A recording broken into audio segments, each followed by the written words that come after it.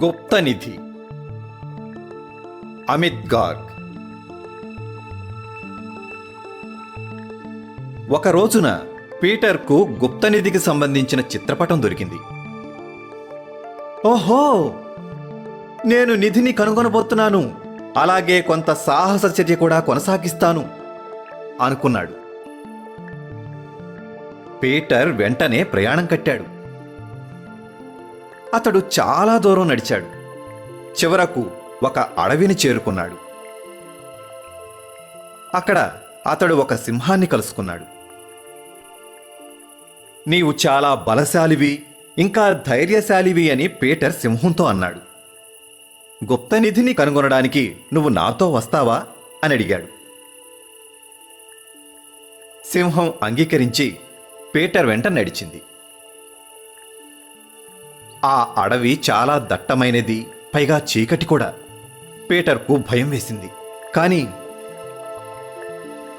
పక్కన సింహం ఉండడంతో అతడు ధైర్యంగా ముందుకు సాగాడు. చివరకు పీటర్, సింహం ఒక పర్వతాన్ని చేరుకున్నారు. అక్కడ వీరు ఒక గ్రద్దను కలుసుకున్నారు.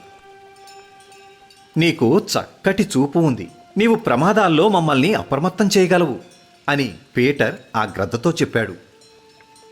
మేము గుప్తనిధి కోసం వెతుకుతున్నాం, నీవు మాతో రాగలవా? గ్రద్ద అంగీకరించింది. పీటర్ మరియు సింహంతో కలిసి బయలుదేరింది. ఆ పర్వతాలు చాలా ఎత్తైనవి, నిలువుగా ఉన్న కొండరాళ్లతో కూడినవి. అక్కడ సింహం జారిపడింది. పీటర్ అప్రమత్తంగా ఉండడంతో వెంటనే సింహానికి తన చేతిని అందించి పైకి లాగాడు. గ్రద్ద తన తీక్షణమైన చూపుతో తీసుకున్న ప్రతి చర్యను గమనించసాగింది.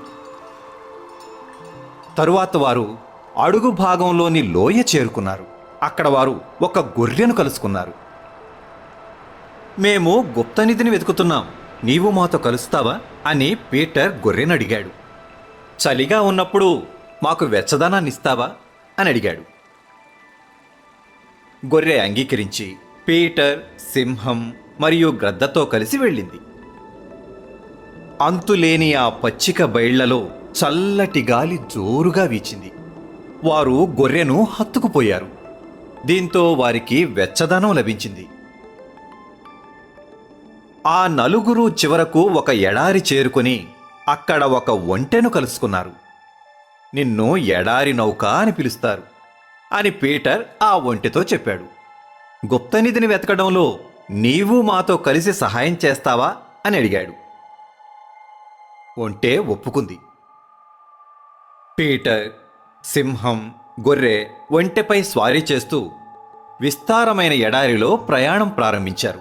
అప్పుడు గ్రద్ద ఆకాశంలో విహరిస్తూ పైనుండి సుందర దృశ్యాలను తిలకించసాగింది. అందరూ ఉత్సాహంతో ముందుకు సాగారు. ఒంటెపై సవారీ ప్రయాణం వారికి పారవస్యం కలిగించింది. ఆ ఐదుగురు చివరకు ఒక మహాసముద్రాన్ని చేరుకున్నారు. అక్కడ వారు ఒక తాబేలును కలుసుకున్నారు. మేము నీటిని దాటడంలో నీవు మాకు సహాయం చేస్తావా అని పీటర్ తాబేలును అడిగాడు. మేము గుప్తనిధిని వెతకడంలో నిమగ్నులమై ఉన్నామని చెప్పాడు. తాబేలు అంగీకరించి పీటర్, సింహం, గ్రద్ద, గొర్రె మరియు ఒంటెతో కలిసి ప్రయాణం కట్టింది. సముద్రపు భీకర అలలు ఆ బృందాన్ని దాదాపుగా ముంచేసింది. అయితే తాబేలు నేర్పుతో వారిని గండం నుండి గట్టెక్కించింది. ఆవలి వైపున వారు ఒక గుడ్లగూబను కలుసుకున్నారు. గుడ్లగూబ ఇలా అంది,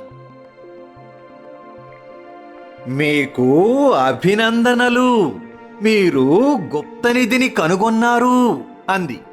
వారందరూ విస్మయంతో, ఆశ్చర్యంతో, నిధా ఎక్కడ ఉంది? మీరందరూ కలిసికట్టుగా అడవిని దాటారు, పర్వతాలు అధిరోహించారు, లోయలు దాటారు, మహాసముద్రాన్ని కూడా దాటారు. మీరు ఒకరికి మరొకరు తోడు లేనట్లయితే ఈ కార్యం సిద్ధించేది కాదు అని గుడ్లగూబ చెప్పింది.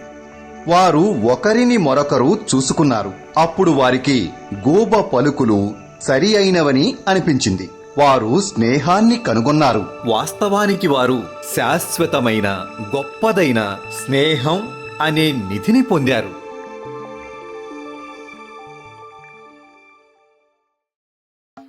హాయ్, ఈ వీడియోను లైక్ చేయడం మరియు షేర్ చేయడం మర్చిపోవద్దు. దయచేసి మీ వ్యాఖ్యలను క్రింద ఇవ్వండి.